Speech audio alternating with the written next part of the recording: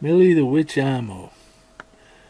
Millie got home one day. Her Aunt Matilda Kelmendi was there. Hi, Auntie, said Millie. Hi, Millie. Now, I have a few questions for you about what happened last spring when you were still at college. Oh, said Millie. Yes, it seems a few weeks before you graduated, something happened at your school. Yes, Auntie, it did. Well, what happened? Well, one day on campus, a bunch of us decided to go down to the river for a swim. It was there that we found two broken pieces of polished rock. The storm the night before must have washed away the dirt and exposed them to the elements. So we thought it would be neat to use them as jumping off platforms. So we dug them out of the side of the mountain and placed them flat on the ground above the river at a place we called the Rock. It was the jumping off rock. Well, when they jumped from one of the polished rocks, everyone seemed to jump a little further out than was usual. And then when someone jumped from one platform to the other platform, they seemed to disappear for a second. What the heck? Well, we all blinked our eyes, so then we moved the platforms further apart. Then you could really see it. When you would jump from one platform to the other, you would disappear for a second, and space jumping was born. So the next day, the entire school wanted a space jump from one platform to the other. It seemed as if the entire school was there to space jump. That's when Artjom, a student who rarely left his smoke-filled room, joined the rest of us and jumped. And something went wrong. He space jumped all right, but when he reappeared on the second platform, he was made of titanium. His new knee was made of titanium and gold alloy, and now all of them was. He didn't realize anything was wrong, but his friends did, and so we got him down to the emergency room as quick as we could. And the staff there checked him out. It seems his new knee was made of a titanium gold alloy, and now all of them was. So the CDC was called, and while everyone was now either waiting in the ER with Artjom, or they had simply run away from the platform scattering to the winds, I headed back to the Rock. And then, just as I got there, I saw Evelina Ling, a girl always late to the party, showed up to find the Rock empty. Are these the two platforms where they are space jumping from? She thought to herself. So she figured it must have been hype. But she decided to jump anyway. Why not check it out for herself since she's already here? She heard Millie's scream. No! Millie was yelling at her, but she didn't let Millie's warning stop her as she ran and jumped from one platform to the other, and when she reappeared, she was made of numenite crystal. She had been wearing a magical crystal that her grandmother, a half-gypsy, half-witch blend, had given to her. That was made of numenite, a black crystal. So I ran up to her and said, "You need to get to the emergency room immediately." "Why?" she asked. I pointed to Evelina's black crystal-like arm. "Wow, they've already brought the other one like you into the ER already. You gotta get there." "What's happened to me?" Evelina demanded to know. "I don't know," I said. "That is why you need to get to the ER. They'll figure it out there." "This has happened to someone else?" asked Evelina. "Yes. Somebody else space jumped and they got turned into a metal man." "A metal man?" she sobbed. So Evelina and I made it to the ER. By this time the police and then the military had cordoned off the Rock as well as the ER. So I disappeared myself. I could ghost her, follow her without being seen by anyone, even her. and soon news about them got out, and their medical records were soon leaked to the local news station. And when they discovered that Artjom was now made of titanium gold alloy, and they named him Titanium Man. And when they discovered that Evelina was made of numenite, a black crystal known as the Sorcerer's Stone, they named her Nuke, after Nuke, Greenland, where the first numenite was discovered on Earth, misspelling it Nuke, Greenland, instead of Nuck, Greenland. Nuck. So on the news, the military said, "We believe the platform broke apart when it landed from a great height, and there have been several volcanic eruptions in the area over the last 10,000 years. We believe that an eruption might have catapulted the platform up to 30 kilometers from where it landed. So we have expanded the area that we're excavating." A man from military PSYOPs came to talk to them. "Hi," he said.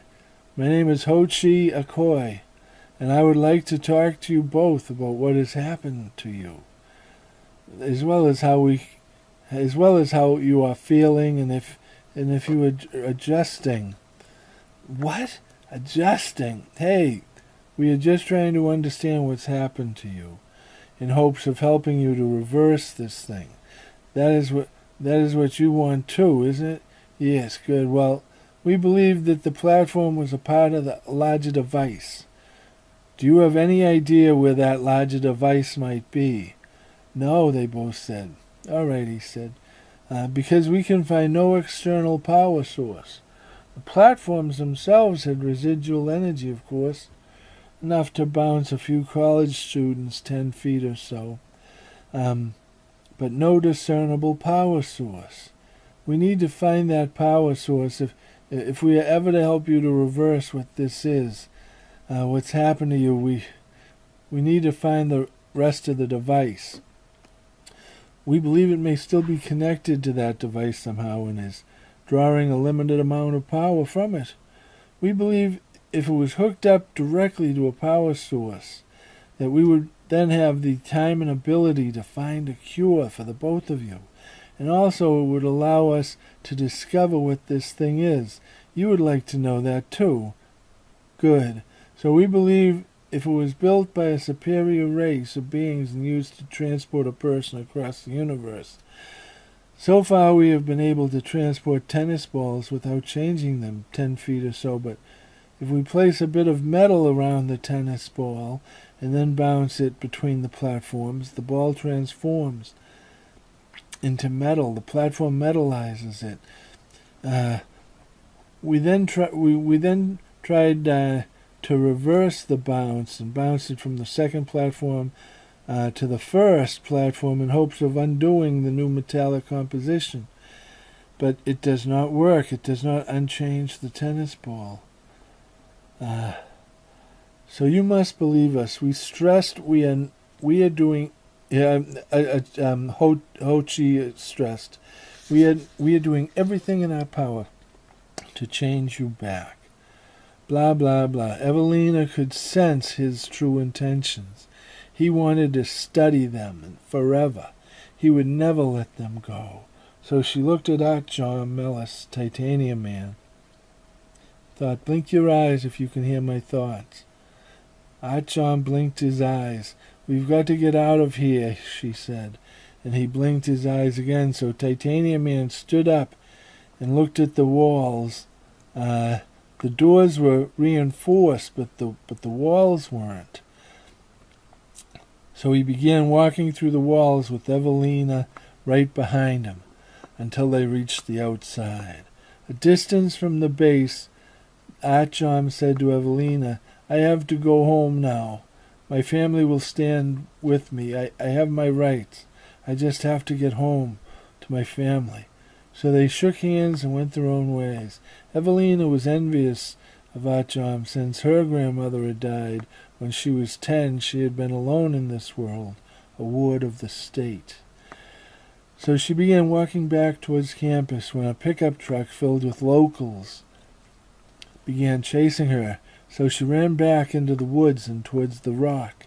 And then at the water's edge, just as she turned around to face the men with rifles that were chasing her, all of these soldiers appeared out of nowhere and disarmed the hunters. Evelina was brought back to the base, and she could read the thoughts of the men standing behind the mirror. They were also from the military PSYOPs unit.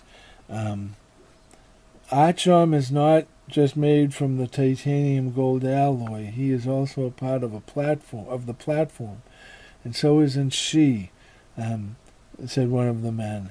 There's an unidentified strand of blue that permeates her being. Then she searched for Artjom with her thoughts, and she could see Artjom down a corridor on an operating table inside of the base. What are they doing to him? She thought. So she told all of the humans on the base, with her thoughts, to leave the base now. But they did not respond, so then Evelina thought it louder. Leave now! And this time they all dropped everything and left. There was no more soldiers on the base. So she told the door to unlock, and it did. She rescued Artjom, and they took a jeep and drove to where they were drawn, the center of a small town. They summoned the excavation teams with their mines to the center of this small town, and by morning the machine, a device that the platform was a part of, was exposed to the surface for the first time in 10,000 years. Ho and his PSYOPs units brought the pieces of the platform to the machine and put the platform back together with several large gaps of missing pieces. And then they all stood back, and the machine hummed to life. Then a football field away was Crystal Lake, and it began to bubble. The power source is in the lake, Ho Chi thought to himself. Then Ho Chi walked up to Evelina and said, "What is it doing?" The lake bubbling. So Evelina says, "I don't know. I don't know what it's doing." Then Ho Chi said, "It?" Then Evelina said, "Yes, I believe it's alive somehow, a living machine, and it feels sorry for what we have been put through." Ho nodded, made a small hum sound, but said nothing. Artjom stepped onto the platform, and standing still, he disappeared for a second, and when he reappeared, he was human again. "Thank God," he said out loud. Then Evelina got up on the platform as Artjom got down from it, and a second later she too was human again.